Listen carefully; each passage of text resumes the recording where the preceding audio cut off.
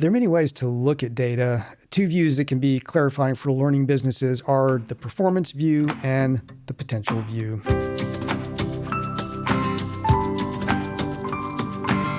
I'm Celisa Steele.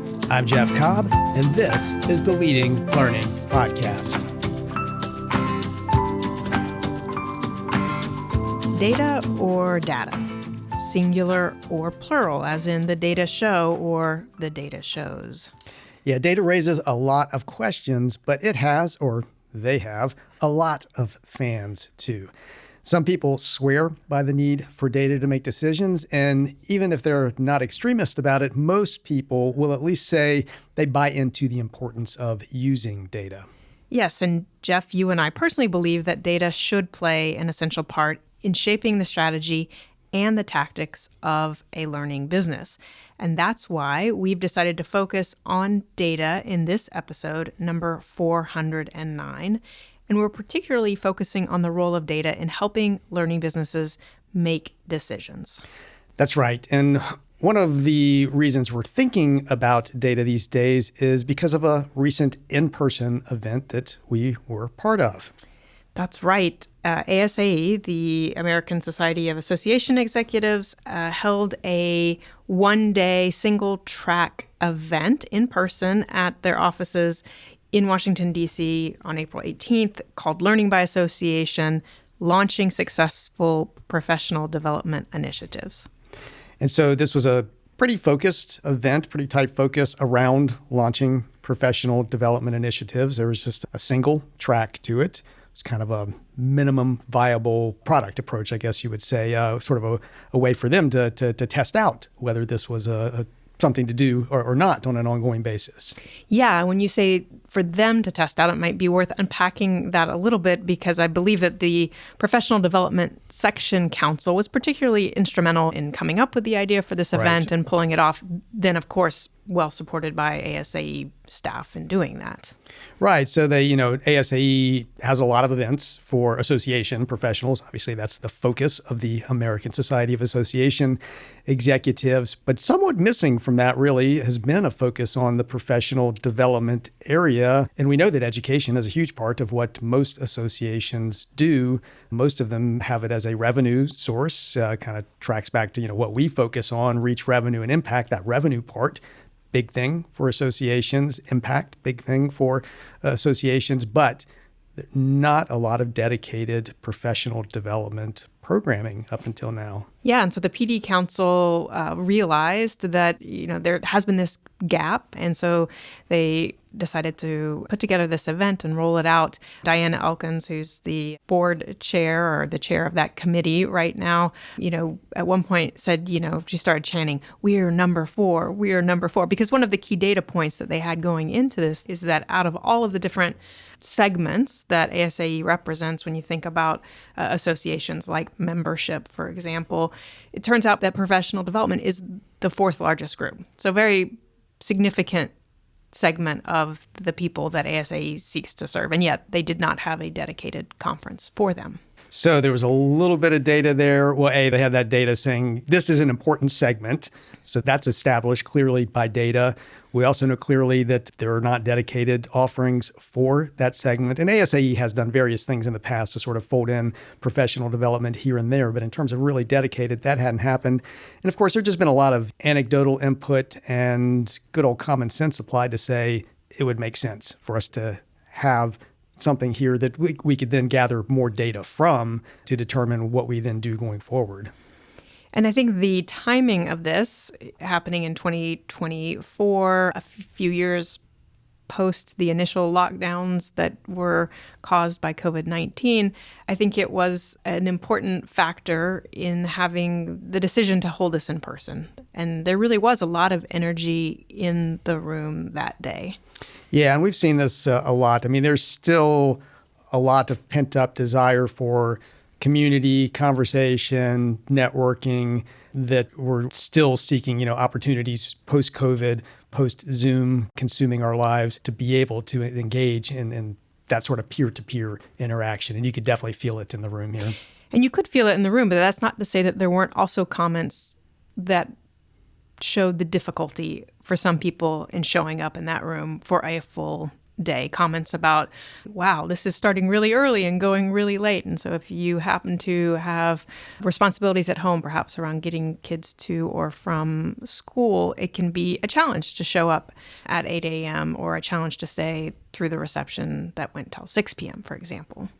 That's right. I mean, those were data points that came from our being together there. So much data can be gathered in real time. By just trying something, you learn so much. And of course, the issue of accessibility, inclusiveness, that was part of the agenda for the event as well. One of the important topics that got covered in this sort of single track focused day that we have together. Right. There were essentially 6 sessions with transition times built in between each hour-long segment. Those were also billed as being for networking, for being some of that peer sharing, peer discussion that could happen very naturally and informally when you're all in the room together. But you're right, one of those sessions was around inclusivity and really thinking very broadly, as one should be thinking about inclusivity, but not just in terms of perhaps people with a disability, but also in terms of what I was just referencing around people with family responsibilities, and just sort of trying to take into account as many of those factors as possible when you're offering an educational program, so that you're not inadvertently cutting out potential learners who could value and benefit from what you're offering. And just a quick taste of some of the other topics that were on the agenda, started out with talking about really a foundation for success. How do you, from the ground up, to strategically determine what you're going to develop in order to serve your membership? That was the Program Success Blueprint, the name of that session. We actually did a session following that was really focused on data, the business optimized portfolio. We'll come back to that. I will say something I noticed, and maybe it's that sort of confirmation bias or recency bias or whatever, but data seemed to run throughout these sessions. I mean, in that first session around having a blueprint for success, data was very important. Obviously, the focus of our session was on data. We then had the session on inclusivity and accessibility. Also very data-driven, because the way that you're able to be inclusive and accessible and is really just having an understanding of both your audience specifically, but just in general. If you just know the numbers around the types of people who may have these different types of challenges, it's just kind of a no-brainer that you need to be designing and delivering in a more accessible and inclusive way. So data was very important there. We looked at buying, building, borrowing around content creation. And again, data very important to determine making those sorts of decisions. And then there was a panel, actually 2 panels that sort of rounded out the day. One panel with folks sharing some of their successes, but also very importantly, sharing some of their failures and what they had learned from those at their organizations, in their learning businesses. And then a final panel that really kind of pulled the curtain back on the day. It was with folks involved in the planning of the event and sort of unpacking a little bit the decisions that had been made, a little bit of if we had more time or if we had it to do it again, this might be the direction we would go or the angle that we would take. But it was, again, if you have a room of professional development folks in the room to sort of do that analysis of what actually has happened, can be very meaningful, because it's the kind of thing then you can sort of take back and apply to your own offerings and think about, that point about the scheduling or whatever it is, we can apply that to what we're offering in our learning business. So again, a type of data gathering, a very meta throughout this. We're about to turn now to talking a little bit more about our session and specifically focusing on data, but just the whole perception of this event where data was saying that this is worth trying. And then you gather data, ran through the sessions that all of the topics that people were talking about.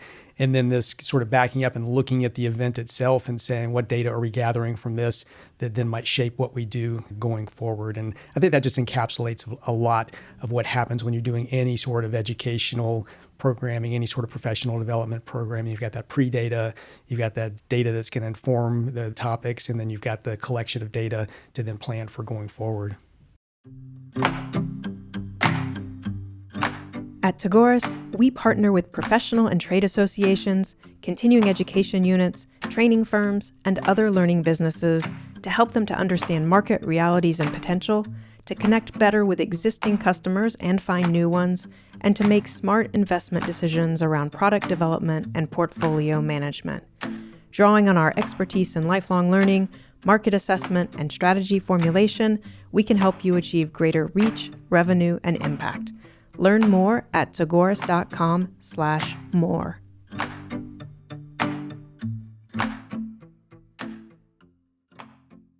So we can share a little bit more about what we talked about data and some of our further thoughts about data that, to your point, came out of the fact that we were there that day and what we heard in the room and what folks happened to share there.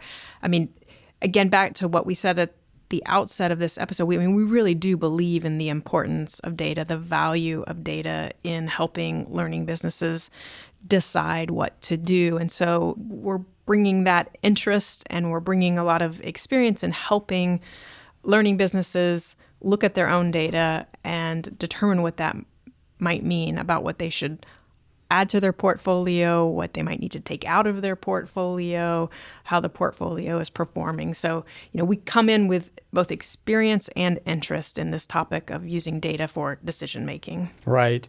And we did start off by, really examining what that means to be data-driven when you're making decisions, because I think that gets thrown around a lot. We hear clients or prospective clients will come to us all the time and say, we want a data-driven plan for moving forward. Well, what does that really mean? And we broke that down a little bit to start with. Well, yeah, and we started by first asking what the people in the room thought of when they think about data-driven decision-making, and heard from people. And I will say what we heard in the room was very much in line with what we were already thinking of in terms of data-driven decision-making. And for us, basically, it encompasses a lot of aspects. And so we want to look at both qualitative and quantitative data, for example. We want to look at both hard and soft data. We want to make sure that we have accurate snapshots of a particular point in time. Data very often is that picture of a moment, but then it's also very valuable to have those snapshots over time so you can begin to get a sense of progress and see how any changes you're making are actually being reflected in the data, because you can compare it back to a point in time before that change was in place, for example. Yeah, and all of this implies being conscious of and intentional about getting data, making sure you're in a position to get data, sharing data, using data effectively in a meaningful way to make decisions going forward, and getting everybody kind of bought into that process. And that was an important point of this also. We asked about this, what is data-driven decision-making at the beginning. We also asked people about kind of the data culture at their organizations, what it's like for them. Are they actually using data? We did a 1 to 5 rating scale, 1 being kind of, you basically ignore the data. You just do whatever you're going to do because that's what you do, up to 5 being it really factors into everything. And I think we saw a pretty good bell curve on that in terms of whether people were using data or not. But, using it or not, there were common challenges out there that people had around it, definitely. Yeah, and we should touch on some of the challenges, but I will say 2 things. One is that we talk about using data to help drive decision making. We don't want to be data determined, right? Where you purely sort of take what the data tells you and then run with it. There's a lot of emotion that goes into human decision making, and that means both on the learning business internal side and in terms of setting strategy and determining tactics. It also means in terms of the learners and how they're going to interact or respond. And I think we've probably all had experiences where you put out something that's exactly what the data said was wanted, and it doesn't perform the way that you thought that it would. And I think this is where some of the emotion comes in. And that's why we like to talk about the qualitative as well as the quantitative, the soft data as well as the hard data. And the idea is to really pull all those types of data together and do also allow your gut to have some influence here as well, so that you're not just using what the data says to absolutely determine the direction. You're instead taking the data as one data point. Yeah, no.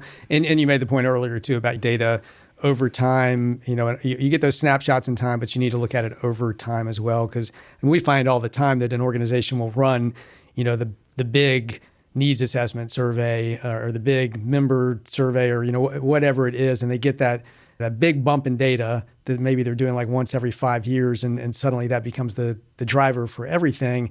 And it's just that one point in time, and you have to make looking at data, talking about data, having data influence decisions, something that's happening consistently over time, and you have some points of reference that you're able to see how they change over time and what the trends might actually be. And so some of the challenges that we heard around having a good data culture, around being more on that 5 end of the Likert scale of how data-driven are you in your decision-making at your organization. Some of those challenges have to do with silos, which can mean that the data that you really need or want isn't something that you readily have access to. Perhaps someone else in the organization, some other department or area has access to it. Yeah, and we talked about, a simple one that came up is just Google Analytics, that you can get so much really very useful information from Google Analytics. We gave an example of working with an organization. It was a CPA society in December. If you're in the public accounting field, you know that people are going for their CPE, the continuing professional education credit that accountants have to get to maintain their licensure. So that always spikes at the end of the year because people are coming up against their 40 hours. And we looked at the Google Analytics and we could see, yes, it spiked. But then we also looked at the devices that were being used, which Google Analytics will tell you quite readily. And the mobile usage was above 50% on people hitting their CPE pages and trying to find CPE to participate in. And this organization had basically no mobile accessibility for the online education that it was offering. So that was like just that one data point gave you a place where you could have a huge win going forward. But so often if you're sitting in the professional development department, education department of an organization, and you're sort of separated from the marketing folks, you don't see those numbers. You don't necessarily know that's happening. The marketing folks don't necessarily know to look for that. So you have to have those conversations and not have those silos. I think terminology was another challenge that we heard. So, maybe different departments or groups within the organization using different terms or perhaps collecting essentially the same data but in different ways. So for example, you can imagine, a free text field versus someone providing ranges. And so all of that can then greatly complicate your ability to use that data or to compare that data. And we asked about things like, taxonomies, which are going to give you a common language and an agreement around this word applies to this. We're tracking these things, which some organizations had. It wasn't not a high percentage of organizations in the room had implemented taxonomies. But then we'll often find that even when an organization has implemented a taxonomy, like the professional development department might have implemented this taxonomy, and marketing or membership or certification might have a completely different taxonomy. And so again, you have these language problems. It's a communication issue. It's an accessibility issue around the data. It's just an overall lack of sort of standards and standardization as to how and what you're going to collect and what form that's going to take. And one other challenge that we heard was that even when you have the data and you pull it all together and you provide it, the different people looking at the exact same data can come to different conclusions about what it means.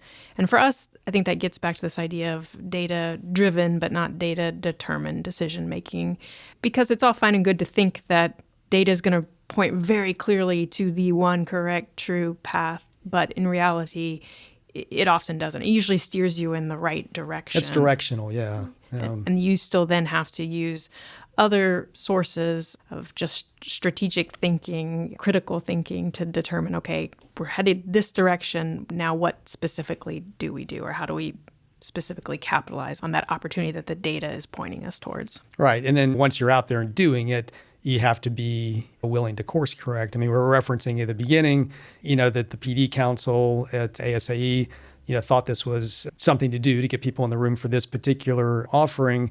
But even once you're in the room, you got to kind of read the room and sort of figure out how you might adjust. And then, of course, you're collecting data from the people who are there who are going to then tell you maybe how to do some things the same, better, different going forward. And you just always have to be prepared for that with data. You got to get out there with some reasonable assumptions about what the offering should be, what the engagement with the market should be based on what the data tells you. But then you keep collecting data and you adjust as you move forward.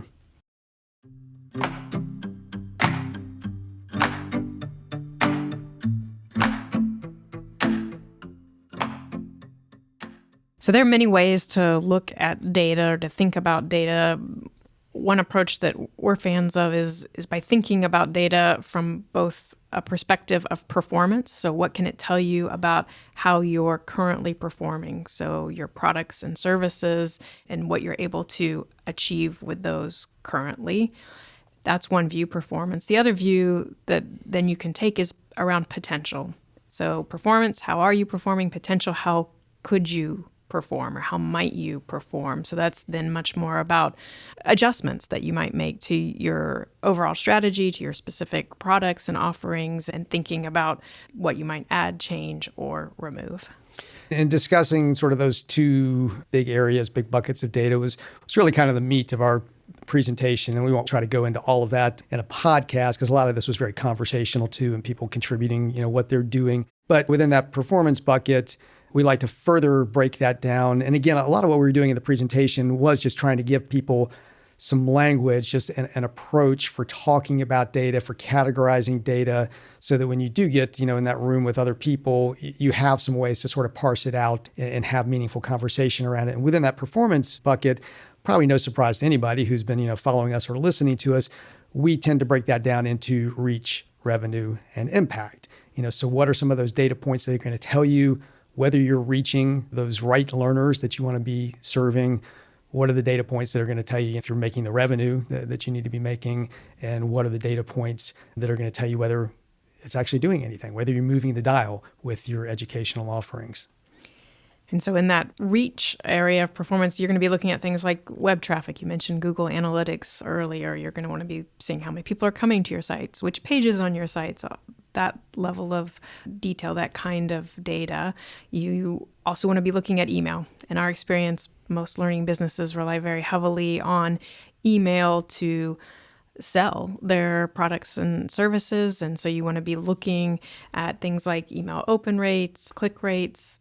You also want to just be gauging awareness. And this is something that we often find is kind of overlooked because sometimes people want to be very sort of mechanical about it, right? Like we're going to improve our email content or we're going to make changes to the website. But sometimes people aren't even opening those emails or they aren't even visiting the website. And so there can just be an awareness problem. And so making sure that you're able to gain a prospect's or even a current customer's, current member's attention and get them to become aware of what you are offering. And then, of course, if they are finally converting, like in each of the areas we talk about, you've got your traffic, you've got your email, you've got your awareness, are you then converting into enrollments and into registrations? And obviously, that's going to be sort of the end game with reach, or I guess the end game. We'll call it the end game because you're going to go beyond there to impact, but we'll get to impact and talk about that. But that's kind of a quick synopsis of the reach area. We then, of course, talk about revenue tends to be, I think, a sort of a clearer thing to folks. They're usually tracking your revenue at a gross level and at a net level too. We do find that organizations are often tracking sort of the overall revenue of the learning business, getting that gross revenue. They're likely tracking the gross revenue of different products or product lines. But when it gets down to net revenue, things get a little foggier usually because in a lot of cases, organizations aren't really factoring staff time and software cost in at either a product category or a product by product basis. So you don't really know your profitability or your net revenue. And you want to get to that because you really need to know what's actually performing the best within your portfolio. And it doesn't mean every product doesn't necessarily have to be profitable, but of course, you want to know which ones are and which ones aren't. So you kind of know how to manage that mix. And then one we mentioned that we hardly ever see attention given to is in this revenue area is just cash flow. how is the cash actually flowing in? It often happens that organizations, will put a lot of money down up front, for example, on a big event, putting down guarantees and securing whatever contracts they need to, when the actual revenue from it is not going to flow for quite a while. So there's a gap in that cash flow, which can end up leaving you kind of cash poor, even though you know that money's coming. Eventually, you don't have cash on hand to invest in other products, in marketing, and just the variety of things you might do to grow your learning business. So really paying attention to how is cash flowing? Are there ways that maybe, you can have some products you're going to have more immediate cash flow to them? And in general, making sure that you do have access to the funds you need to do what you need to do. You don't have to wait until all the registrations are in or until the next budget is approved. And then in this performance view of data, the last area is impact. And that tends to involve looking at things around attendance or completion rates or specific learner performance, meaning perhaps how they do on tests or quizzes.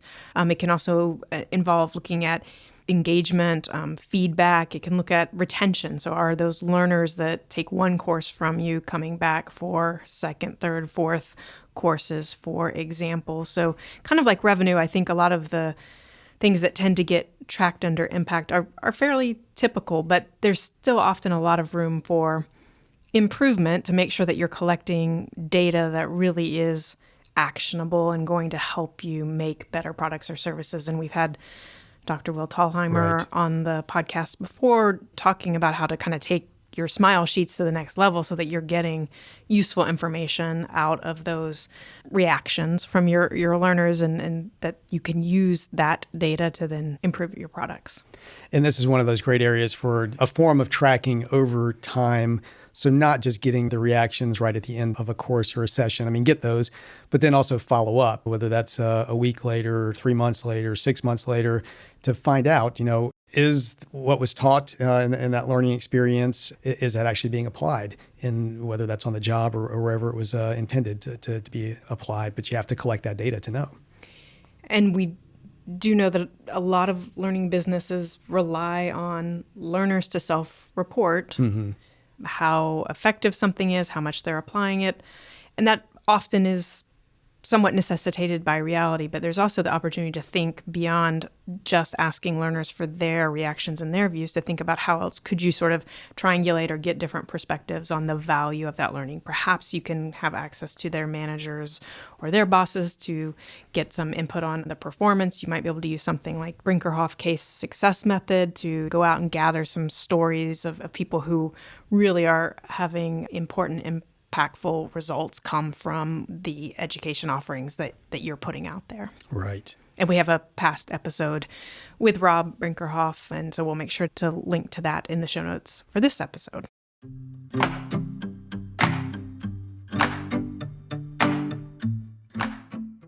And so that's a quick rundown of the performance area and reach, revenue, and impact within that.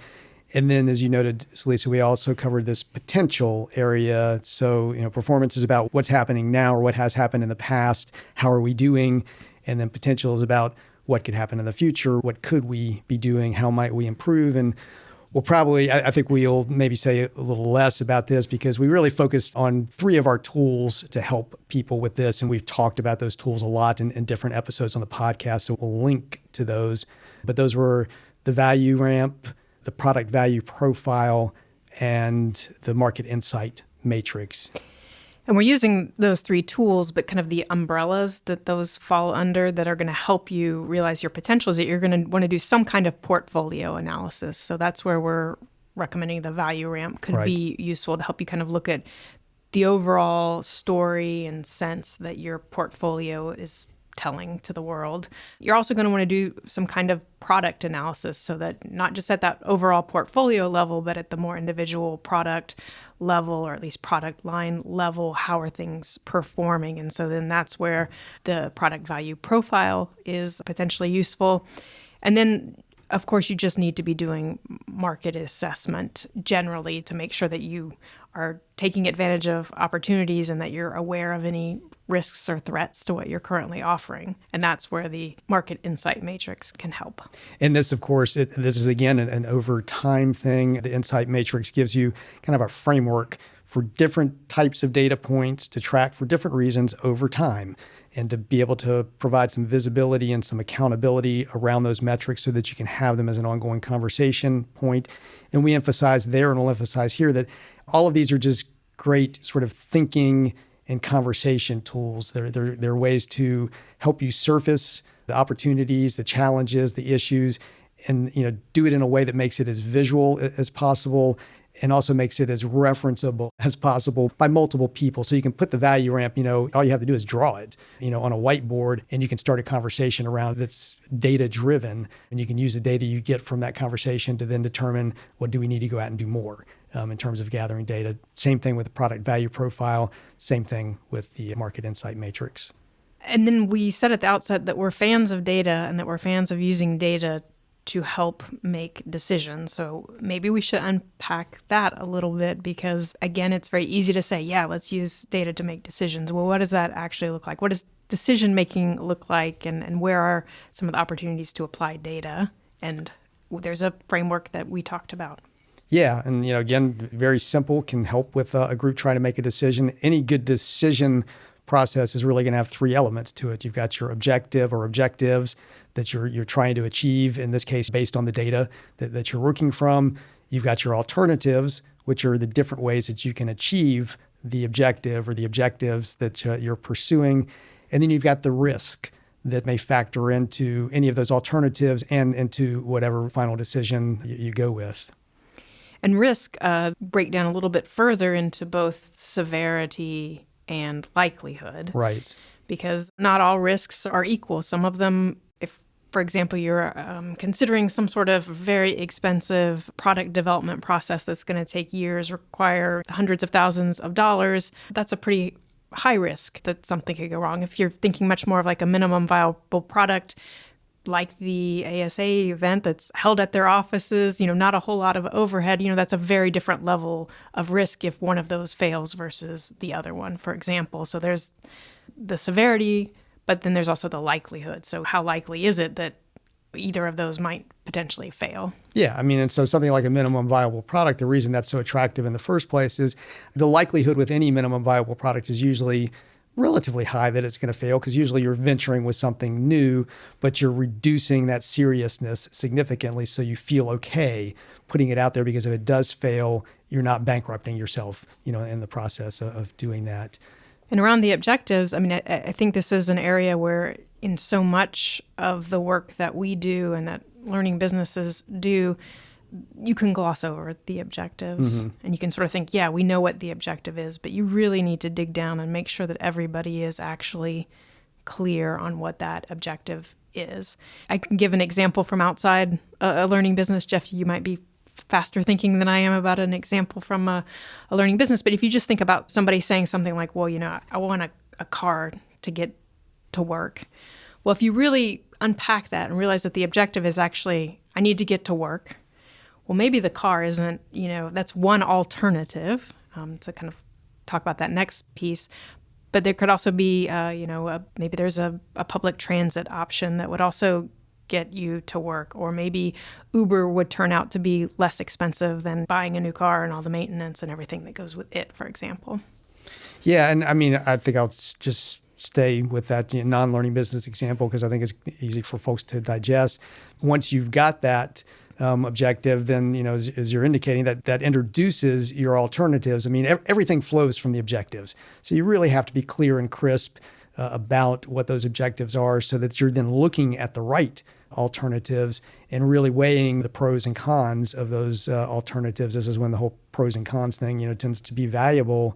And if you got a clear objective and you've got really good alternatives that you've, weighed out. We see this happen all the time in learning management system selection. For example, your field of alternatives tends to shrink pretty quickly based on how well they do align with truly supporting your objectives. And then you get down to a point where maybe you've got two good alternatives. Then you're going to look at the risk of those alternatives. And ultimately, if you've got two good alternatives, a little bit of a balance in the risks. So one isn't clearly riskier, more likely, more serious than the other. And then it comes down to price. And price, I guess, is its own form of risk, you could say. But you have this very sort of clarifying and clear process to go through with the decision that, again, can be easily communicated and everybody can say, here's where we are in the process, here's what we're doing at this point.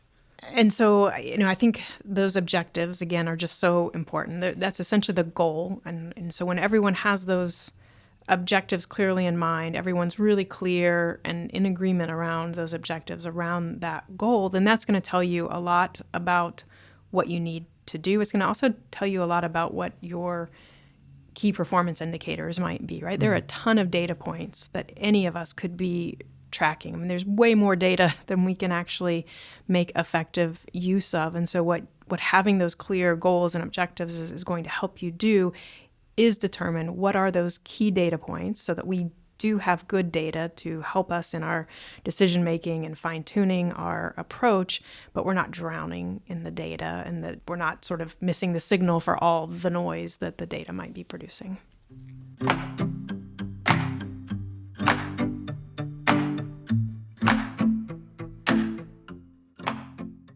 There are many ways to look at data. Two views that can be clarifying for learning businesses are the performance view and the potential view. You can use data to understand how you're doing currently, how is your learning business performing, and you can and should also use data to understand possibilities. How could you be doing? What products and services might you add or sunset or change? At leadinglearning.com/episode 409, you'll find show notes, a transcript, links to some of the podcast episodes we referenced, and options for subscribing to the podcast. And if you haven't yet, please do take a moment to subscribe. And we'd be grateful if you would take a minute to rate us on Apple Podcasts or wherever you listen, especially if you enjoy the show. Celisa and I personally appreciate reviews and ratings, and they help the podcast show up when others search for content on leading a learning business. And please spread the word about Leading Learning. You can do that in a one-on-one exchange with a colleague, or you can do it through social media. In the show notes at leadinglearning.com/episode 409, you'll find links to connect with us on X, LinkedIn, and Facebook. Thanks again, and see you next time on the Leading Learning Podcast.